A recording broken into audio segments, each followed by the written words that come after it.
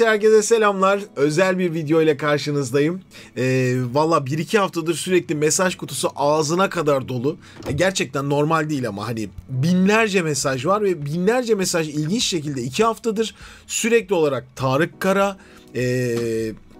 Kenan Bayramlı, Azerbaycanlı Şuşa'da, Şuşa'nın kurtuluşu adına düzenlenen törende şarkı söyleyen Kenan Bayramlı ve tabii ki bu haftanın bombası Getir Kuryesi'nin piyano çaldığı video. Bu 3 videoyu o kadar çok istediniz ki artık benim canlı yayın pazar günü, fakat bu pazar günü canlı yayın yapamayacağım için özel bir video yapmaya karar verdim sizler için. Bu 3 kişiyi kendi bakış açımla, bir şan hocasının bakış açısıyla sizlere yorumlamaya çalışacağım, fikirlerimi söyleyeceğim. YouTube'da da çok fazla yazdığınız için en azından böyle bir video çekmek istedim. Özgüncüm merhaba, sana da selamlar. Valla ortalık gerçekten karıştı. Öncelikle Tarık Kara'yla başlayalım isterseniz. Şimdi Tarık Kara'nın videolarını ben yaklaşık olarak herhalde bir 4-5 aydır sürekli gönderiliyor bana. Yani az değil, bayağı zamandır Tarık Kara'nın videolarını ben gördüm, izledim, baktım. Ve birçok performansı var. Bir tanesini açalım, şöyle bakalım isterseniz sizle beraber. Bu YouTube kanalında bir sürü video var, kapaklar var. Yani kendisini hiç tanımıyorum, yani videosunu ve sesini izleyeceğim. Şad olup gülmediğimi açalım şöyle. Şad olup gülmedim de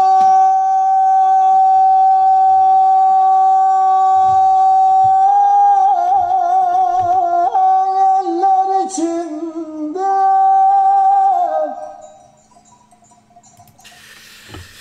Biraz daha dinleyelim, siz kızarsınız şimdi bana. Benim gülüm soldu.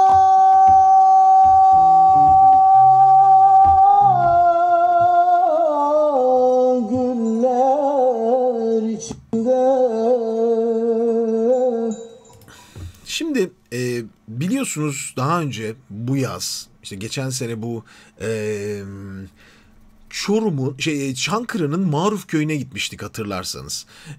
Orada Talip Sazak isimli bir çobanla beraber video çekmiştik. İşte çobanların şan tekniği, neler yaptıkları, nasıl kendini geliştirdikleri. O videoyu izlemek isterseniz bakabilirsiniz. Çok uzun bir video. 1 saate yakın bir video çekmiştim bununla ilgili. Aslında çok benzer bir karakter burada da geçerli. Karşınızda upuzun ovalar, dağlar, özgürce bağırma, özgürce sesinizi çıkarma şansınız var. Çünkü size yapma diyecek kimse yok. Böyle bir özgürlüğünüz var. Doğanın güzelliği bu zaten. Ve bu müzik bu doğada ve bu şiveyle var olan bir müzik. Yani yapısı bu ikisini barındırıyor. Eğer bir tanesini çıkarırsanız bu müziği ve bu stili, bu okuma stilini duyma imkanınız yok. Gördüğünüz gibi içinde bir bağırma var ve karşıdan, dağlardan gelen kendi yankısı var. Tabii ki bu video hafif reverblendirilmiş vesaire, içinde küçük efektler kullanılmış ama hani bir ses düzeltmesi yok sonuçta. Okuma tekniği olarak incelediğiniz zaman çok köklü bir stile sahip tabii ki. Çok köklü bir stil. Bu şekilde yani bozlak dediğimiz o okumalar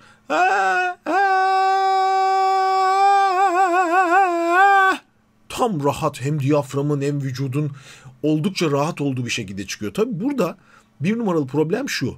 Okuyucunun bu doğal şartlara alışkın olması lazım. Yani bu kara, bu soğuğa, bu ne bileyim hani sabah kalkmaya, yani bununla ilgili bir vücut düzeni önce oluşması gerekiyor. O düzen oluştuktan sonra da aslında sistem kendini bir şekilde farklı bir şekilde kurguluyor. Yani bu bir stüdyo okuması değil, bu bir konservatuar sınıfındaki çalışan bir öğrencinin okuması değil. O nedenle de bu ikisinin birleşimi çok ilginç. Yani doğayla birleşik bir okuma dinliyorsunuz Tarık Kara'dan. Daha doğrusu doğal da zaten Bir aynı baktı anda. bana yalnız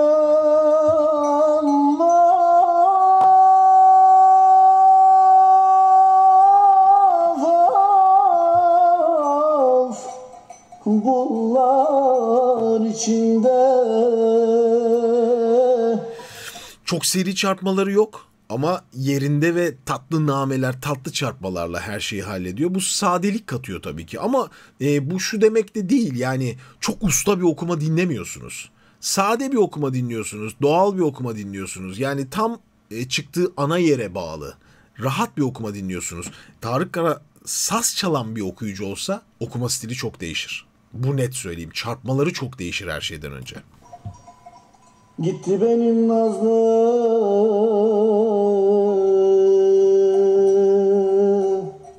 yarim gelmedi.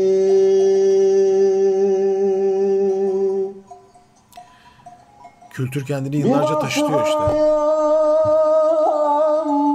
Çarpma. Duruşuna bakın, pozisyonuna bakın, şekline bakın, açıklığına bakın. Doğal şan pozisyonu. Öğrendiği bir teknik yok. Ama işte bu stil zaten yerleşik bir şan tekniğini size gösteren bir teknik. Ya çok ilginç değil mi? Yani genelde şan tekniğini açıklarken biz hep opera üzerinden, klasik şan tekniği üzerinden açıklamaya çalışıyoruz. Ama işte Anadolu'nun şan tekniği, yani neredeyse 5-6 senedir birçok videoda aslında kanalda anlatmaya çalıştığım şey. Doğalında bir teknik var zaten. Özellikle bozlak okuyucularında. Tabii ki bunları da kötü okuyan vardır.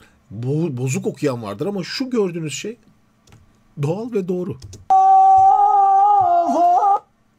Boyunun geri atılması çok doğru değil. Bunu nerede görüyoruz? Şimdi Tarık Kara'nın hayatı şarkıcılıkla geçmiyor. Tarık Kara bunu bir hobi olarak keyfini okuyan bir insan. O nedenle de devamlı bunları sürekli yaparak okuduğu zaman mesela 2-3 saatlik okumalar da mümkün değil, kaldıramaz. Yorulur ses. Doğal olarak yorulur. Çünkü burada işte küçük bazı numaralara, bazı şarkıcılık gelişimine ihtiyacı var. Ama böyle bir hedefi yok. Yani koyunları var. Kendine ait bir iş yapıyor, hayvancılık yapıyor. Bu bir meslek ve ben aslında en çok kızdığım şey bütün yani bilmiyorum Özgün, sen son dönemde dikkat ediyor musun ama sanki insanları çok garip bir şekilde bir kurgulamaya doğru dönüştürmeye başladık. Bu çok yanlış. Hani üstünde Yani bir şeyin çok bir şey söyleyeyim, ondan sonra sen de katıl istersen veya fikrini söyle Özgün.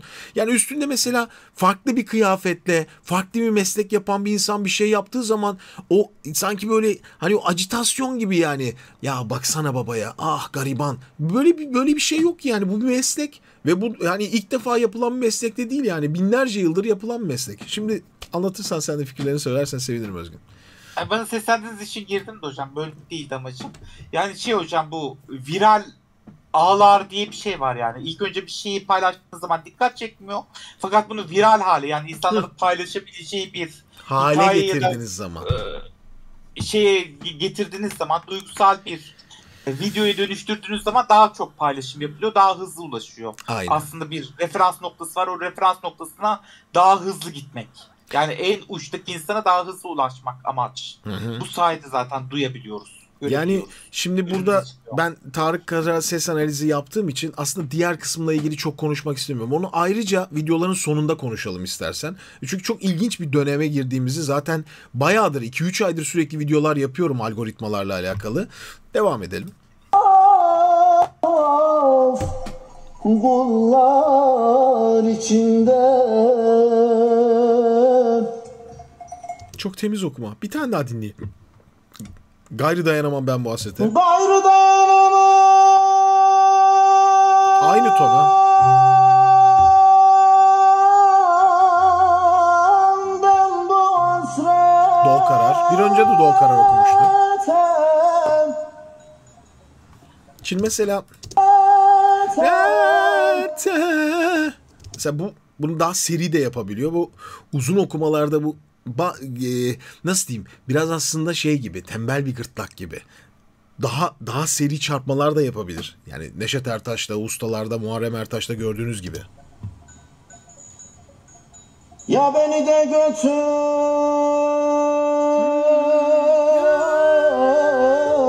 ya sen de gitme. Ataşın aşkına canım, yakma çırağı.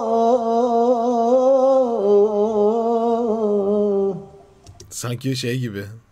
Sopası mikrofon gibi. Ya beni de götür,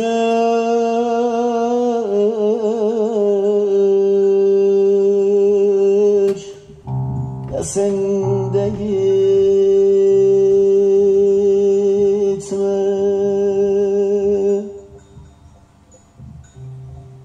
Ataşın aşkına canım. Sol karar, pardon.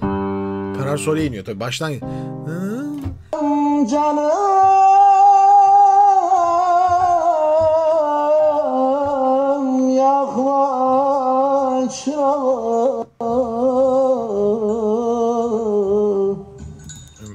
dakika. Müthiş. Sol.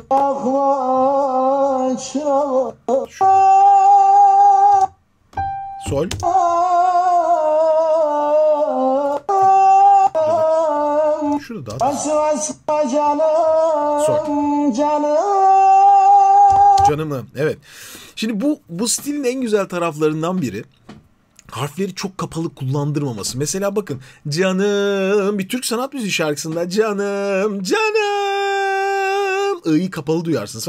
Canım açık duyuyorsunuz bakın. Çünkü açıyor. Şu çok yeni şöyle genişe. Bakın a'ya.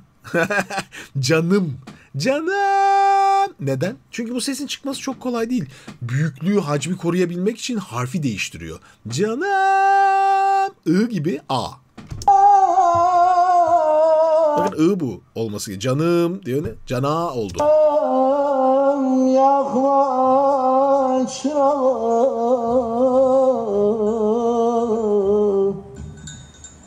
Ya beni de götür. Değil mi? Vibratoları birazcık tembel. De gitme. Şimdi böyle sesleri değerlendirirken diyorum ya size hani üstüne bir parka giydiğin zaman bir farklı bir şey yaptığın zaman daha acılı olmuyor veya daha etkileyici ya ah be ben bu hisse hiç kapılmıyorum. Ya çünkü bu zaten yerleşik bir kültür. Yani bu okuma da bir kültür. İlk defa bu hafta başlamamış bu okumaya. Çocukluğundan beri duyduğu müzikal kabiliyeti de varsa bunu geliştirdiği yani bunu okuyabilmesi için hep okuyor olması lazım bugüne kadar. Devamlı bunu okumuş ve geliştirmiş de kendi adına zaten. Yani bir müzikal gelişim var. İlla konservatuar okumasına gerek yok. İlla gerek yok buna. Fakat hani dünyada birçok ülkede insanlar hani gençler eğitim süreçlerini iyi aldıkları için işte mesela en son Azerbaycan'da gördük Habil Mehmedov'un öğrencilerini. Hepsi ileride belki başka meslek yapacaklar. Ama mutlaka bir 5 sene sağlam bir müzik eğitimi alabiliyorlar. Bizim ülkemizde olmayan şey bu. O temel eğitim bir türlü yerleşmediği için biz böyle tesadüfen birilerini bulduğumuz zaman sosyal medyada ne kadar güzel diyoruz. Yani ama aslında bu bir yetenek zaten. Bu yetenek genç yaşlarda keşfedilse daha bilgiyle dolu bir yetenek olur. Ama gene aynı mesleği yapabilir. Yani illa şarkıcı olmak zorunda değil. Yine hayatını sahnelerde geçirmek zorunda değil. Yine hayvancılık yapmaya devam edebilir. Polislik yapar. İşte görüyorsunuz kanalda bir sürü farklı meslek sahibi çok iyi şarkı söyleyen kişileri duyuyoruz. Ama her zaman şunu unutmayın ne olursunuz. Yani bu Tarık Kara özelinde bahsetmiyorum. Genele çıkıyorum şimdi bu videonun sonunda. Şeyleri ayıralım ya. Hani konservatuvarda okuyan çocuklar var. Evet yani müzik eğitimi alıp kendini geliştirenler var. Alaylı olanlar var. İyileri her zaman toplum tarafından saygı, değer görecektir. Ve bu insanlar alaylı da olsa, okullu da olsa mutlaka saygıyı her şekilde, aynı şekilde hak ediyorlar. Ama konservatuvar okuyan bir çocuğun da müzik kariyerinin yolculuğunda önünde ne engeller olduğunu bilin. Yani konservatuvarı bitirdiği zaman ne yapacağını bilmediği için büyük sıkıntılar yaşayan insan grupları olduğundan da haberdar olun. Bence bu çok önemli. Türkiye'de konservatuvar bitiren insanlar maalesef tam olarak ne yapacaklarını bilmiyorlar. Çünkü önlerindeki birçok yol tıkalı. Açıkçası çok zor. Bunu zaten yakın zamanda Ege Üniversitesi Devlet Konservatuvarı'na gittiğimizde birçok öğrenciyle röportajlar yaptım. Onlar da bu ay sonundan itibaren kanalda olmaya başlayacak. Yaklaşık 8-9 saatlik çekimler çünkü sizde olacak. O zaman daha iyi anlayacaksınız. Herkese saygı duyuyorum, herkese sevgi duyuyorum. Yeteneğe her zaman zaten kapımız açık, olağanüstü güzel. Ama bu biraz önce bahsettiğimiz viral hikaye var ya Özgün. Şimdi onunla ilgili de hemen yeni bir videoya geçelim. Bence hiç kesmeyelim enerjimizi. Mesela sevgili Kenan Bayramlı. Ben bu videoyu yaklaşık herhalde bakın 14 Mayıs 2021'de yüklenmiş. Yani geçen yıl 2021 ya ne geçen yılı? 14 Mayıs 2021. Yani 2 sene olmuş neredeyse video ile alakalı. 1,5-2 seneye geliyor. Bana ilk gönderildiğinde bu video 1,5 sene önce dedim ki Kenan Bayramlı bu videoyu canlı okumuyor.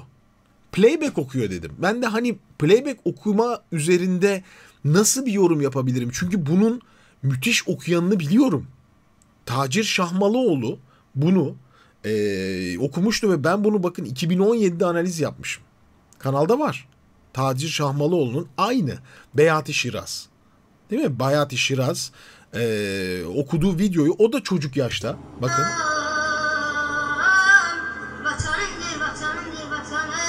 Ve gerçekten tüyleri diken diken okuma. Diken diken eden okuma. Ama siz bunun farkında değilsiniz. Kötü bir şey değil bu. Neden peki bu Kenan Bayramlı'nın şu an farkındasınız? 2 sene sonra. Hiç bunu sorguluyor musunuz acaba? Bununla gene geleceğim. Biraz sonra geleceğim tekrar buna. Kenan Bayramlı'yı dinleyelim, genç kardeşimizi biraz. Ya. Madem bu kadar istediniz biraz dinleyeceğim. Yani ben zaten dinledim bunları da yayında yapıp video yapma şansım yok. Bir sürü canlı videoları izlemediğiniz zaman canlı okumaların çoğunluğunu, telif riski çok büyük. Mesela Hazar TV bana telif atabilir bu videoda, yani çok rahat. Ama yapacağım. Şimdi bu bir canlı okuma değil. Bir stüdyo okuması dinliyorsunuz. Ve dediğim gibi bunun eski okuyucusu Tacir Şahmalıoğlu. Yani onu da dinleyin. Lütfen bir yazın internette nasıl olduğunu bir dinleyin. Eminim ondan da çok keyif alacaksınız.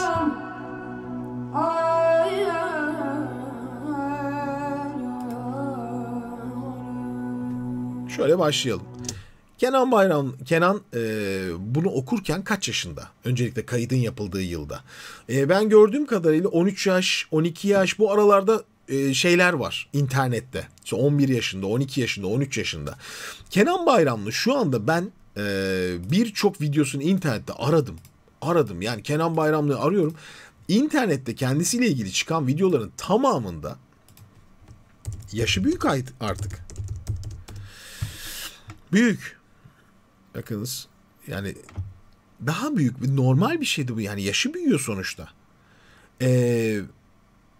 Bakın mesela eski 2 yıl önceki videoları.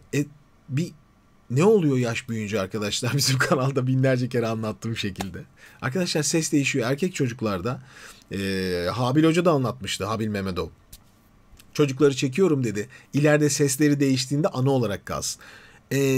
Aynı şeye sahip. Bence sesi değişmiş durumda. Yani bu ses yok şu anda onda. Başka bir sesi var artık. Ergenlik aşıldığı için, ergenlik dönemine geçildiği için daha kalın bir sese sahip şu anda. Bu onun çocukluk yıllarında yaptığı bir kayıt ve o nedenle canlı kaydı bence şu an okuma şansı bu tondan yok. Başka bir tonda okuyabilir tabii, kendine ait farklı, çünkü sesi çok güzel.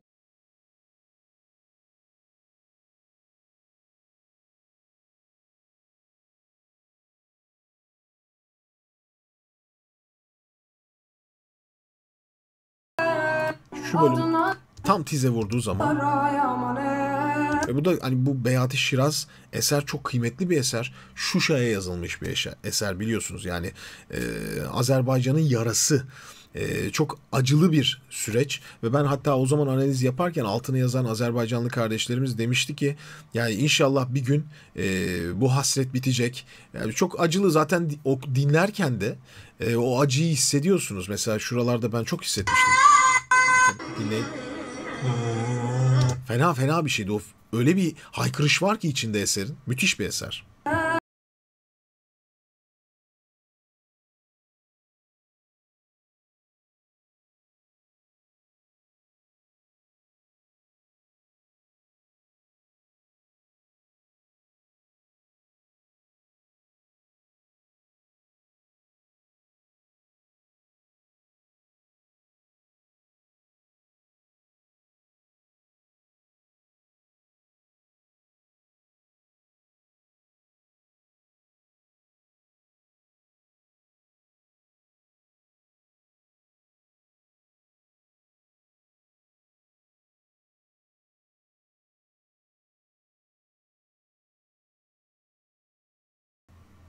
Soprano bir renk dinliyorsunuz, yani bir çocuk rengi dinliyorsunuz. Müthiş nameler. Artık Azerbaycan'ın bu konudaki ne kadar derin, lezzetli bir kültürün olduğunu ve ne kadar iyi şarkıcıları olduğunu daha yakın zamanda okullarına giderek, Habil Hoca ve öğrencilerini dinleyerek, artık kaç kere söyledim ben bilmiyorum. 6 senedir anlattım ve hala da anlatmaya devam ediyorum. Yani tüyleriniz diken diken olur. Ve çok ilginç, Azerbaycan'a her gittiğinizde kendinizi evinde hissedersiniz. Ben evimdeyim dersiniz. O kadar huzurlu ve mutlu hissedersiniz. Bu eserler, bu şarkıcılar sizi evinizde hissettirecek kadar kıymetliler. Hepsi öyle, Kenan da öyle. Ama dediğim gibi bence yaş dönümü olmuş ve yaş dönümünden sonra şu an başka bir sesi var. Ve o sesinin de oturmasını bekleyecek yıllar içinde, ki böyle eğitimin olması gerekiyor. Yani koştura koştura değil, o dönümden sonra farklı, ki Tacir Şahmalıoğlu'nun çocukluk yıllarında okuduğu eserle şu anki sesi başkalar tabii ki. Her neyse, bunu bir kenara bırakıyorum. Ben şan eğitmenin bakımından size anlatmaya çalıştım. Son dönemde bir bomba daha var. Tabii Getir Kuryesi. Değil mi? Ya Getir Kuryesi olarak diyeceğiz genç arkadaşımızın adını. İsmi nedir Özgün? Can İncir yazıyor internette. Bir haftadır Türkiye'nin gündeminde. Bir haftadır sürekli kendisiyle ilgili videolar yapılıyor. Kendisi hayali, öyle olduğunu görüyoruz internette. Hani piyano çalmak, müzikle uğraşmak. Fakat gerek şartlar, gerek birçok şeyden dolayı bununla tam olarak ilgilenememiş. Fakat bir tesadüf internette, TikTok üzerinde çektiği bir videoyla bir anda viral oluyor. Her yerde duyuluyor, bütün herkes paylaşıyor ve bunun sonucunda da bütün gazeteler, televizyonlar, herkes ona ulaşıyor. İşte piyano hediye ediliyor, işte bir sene müzik kursları hediye ediliyor. Belki ileride konservatuvar okuyacak.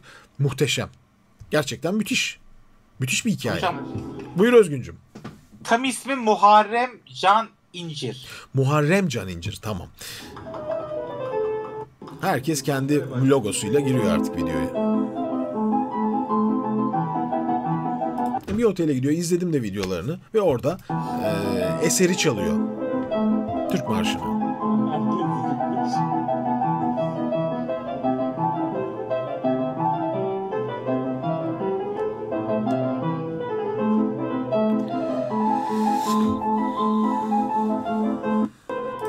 Bu videoyu izlerken çok garip şeyler gördüm mesela internette. Özgün belki fark etmişsindir. Şimdi bir kısım şöyle diyor. Aman Allah'ım, inanılmaz. Hani çok daha iyi olmalı. Hani her şey olmalı. Bir kısım da tam tersi.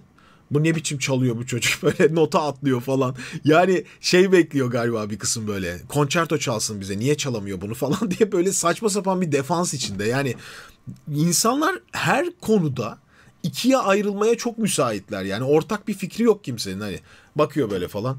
Biri diyor ki müthiş, öbürü diyor ki berbat.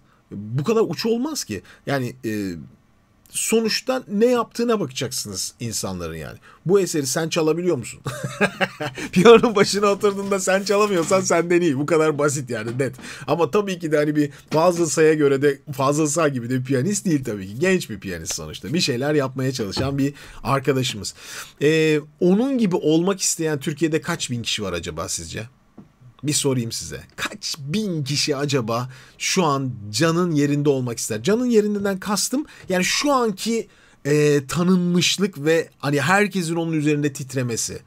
Bir sürü kişi ister değil mi? 15 yaşında, 13 yaşında, 12 yaşında, 10 yaşında müzik yapmak isteyen, 19 yaşında, 20 yaşında yüzlerce, binlerce, belki milyonlara yakın gencimiz olabilir mi? Olur. Herkes Can'la aynı... Can'dı değil mi? Yanlış söylemiyorum. Yanlış söylemeyeyim şimdi. Herkes onunla aynı şansa sahip olacak mı? Abi işte garip olan da burada başlıyor şimdi. Şimdi başka bir kapıya girelim. İki taraflı düşüneceğimiz bir film başlıyor bence. İlginç bir durum. Yani evet, burada bir şey kazanılıyor ve bunun arkasında herkes duruyor. Herkes durmayı çok istiyor. Bunu çok iyi anlıyoruz zaten. Dertlerimizi çok iyi biliyoruz zaten, problemlerimizi, ama şimdi mesela bu videoyu izleyip şey yazan da var Özgün.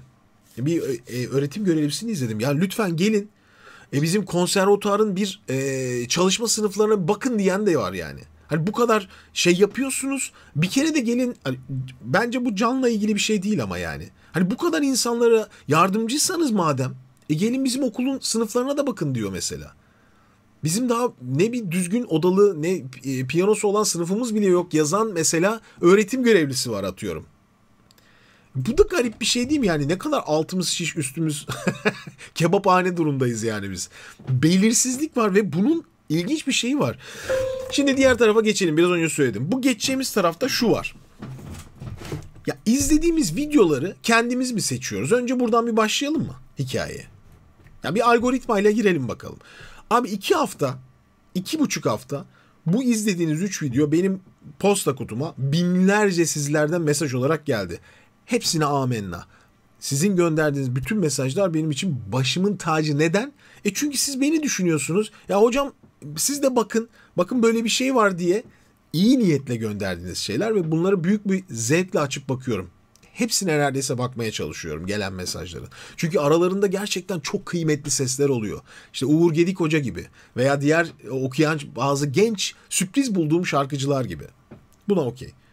Ya iyi de abi bir garip değil mi? 2,5 haftada bir bu çocuklar hep değişiyor, yenileri geliyor.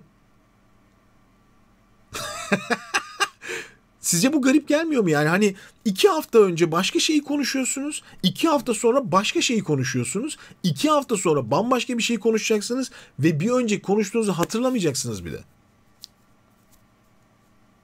Nasıl olacak bu abi? Bu acaba eskiden şöyle bir şey vardı hatırlarsan. Bak Can Ozan'la yaptığımız sohbeti hatırlayın, şöyle diyordu. Hayatımızı artık algoritmalar yönetiyor. Biz algoritmalara göre iş yapıyoruz. Videoların kapaklarından tutun, başlıkların, yazıların çekiciliğine kadar, girilen sosyal medyalara kadar, işte TikTok'ta paylaştım, şunu yaptım. Yani bir algoritmanın içinde onu beslemeye biz devam ediyoruz ve algoritma da size şunu vaat ediyor. Diyor ki sen beni beslersen ben senin karşına yepyeni bir sürü şeyler çıkaracağım. Ve bu çıkaracağım şeyleri garanti beğeneceksin. Çünkü tam senin artık beğeneceğim şeyi buldum ben diyor. Algoritma çok akıllı artık. Senin beğeneceğin şeyi senin karşına çıkarıyor. Sen bundan besleniyorsun. O besleniyor. Herkes besleniyor. Onun yükselişinden de herkes besleniyor. Yani herkes izlenme elde ediyor ve aslında 2 hafta sonra ama bu izlenmeler yerini bence çoğunlukla bir sessizliğe bırakıyor. Çünkü algoritma artık yeni bir şey seçip diğerini öne çıkarmaktan vazgeçmeye başlıyor. Çünkü diyor ki tamam insanlar buna doydu. Aldıkları haz bitti. Şimdi yeni bir şey önlerine atayım. Yani seçtiğiniz şeyler konusunda emin misiniz acaba? %100. Ve izlediğimiz şeyler, beğendiğimiz şeyler gerçekten muhteşem mi? Bir de bu açıdan bakalım. Muhteşem bir şey mi izlediniz yani? Muhteşem performanslar mıydı her biri? Bu kadar paylaşılınca mesela çok daha acaba yetenekli, bu işi yapmak için yıllarını harcamış insanlar var mıydı da algoritma bunları sizin önünüze nasıl olsa paylaşmazlar diye çıkarmadı? Birilerine haksızlık oluyor mu olmuyor mu sizce ya? Bunu tamamen genel olarak soruyorum. Bir düşünelim bakalım. Özgün ne diyorsun? Yani bir de şöyle bir hissiyata kapılıyorum ben hocam. Aslında içimde bir ses bunun çekiminin paylaşılmasının çok naif, çok organik olduğunu söylüyor. Ama bunun özellikle de bir plan bünyesinde böyle TikTok gibi benzeri platformlara editlenerek koyulduğunu düşünüyorum. Zaten... Yani bu organik, orijinal bir şeyin bir süreç, bir timeline evet. şeyinde özel bir çalışma yapıldığını düşünüyorum üzerinde. Ve bunun da belki de hesap sahipleri tarafından yapıldığına inanıyorum ben kendi adıma. Daha çok izlenme alabilmek için. Yani aslında şunu demek istiyorum hocam. Yani tam cümleyi toparlayayım. Bu insanlara faydalı olmadığını, sadece bunları paylaşan insanlara faydalı olduğunu düşünüyorum. Bu profil hesapları, viral işler paylaşan, işte sokakta sesleri paylaşan, şeyleri paylaşan, ama bu insanlara faydalı olduğuna asla inanmıyorum. Organik bir çekim, iyi niyetli bir çekim, ama kimler kazanıyor sonuçta? TikTok ve benzeri platformlar. Oradaki hesap sahipleri. Bu işi editleyen insanlar gibi geliyor bana. Bilmiyorum. Belki de tersi de olabilir. İşte diyorum ya, yani öyle bir şeye dönüşüyor ki herkes bundan bir şeye dönüşüyor ama sonuçta sonuç elde ediliyor mu? Bu ya işte tartışılacak mevzu. Bundan hani net şu bu dememiz çok mümkün değil aslında. Sadece bir fikir karmaşası var. Fakat benim burada tek rahatsızlık duyduğum şey, tek rahatsızlığım algoritmanın sizin karşınıza 2 haftada bir yepyeni, fakat aslında neredeyse 2 senedir sosyal medyada olan videoları göstermesi. Yani şöyle gösteriyor size, onu söyleyeyim size çoğunlukla. O ayırmış bazı videoları.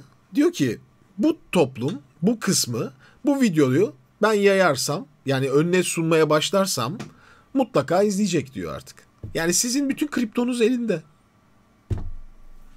Bütün her şeyinizi biliyor. Neden zevk aldığımızı, neyi kullandığını, yani bunu sizin karşınızda ajitasyon olarak da kullanıyor. Fazlasıyla.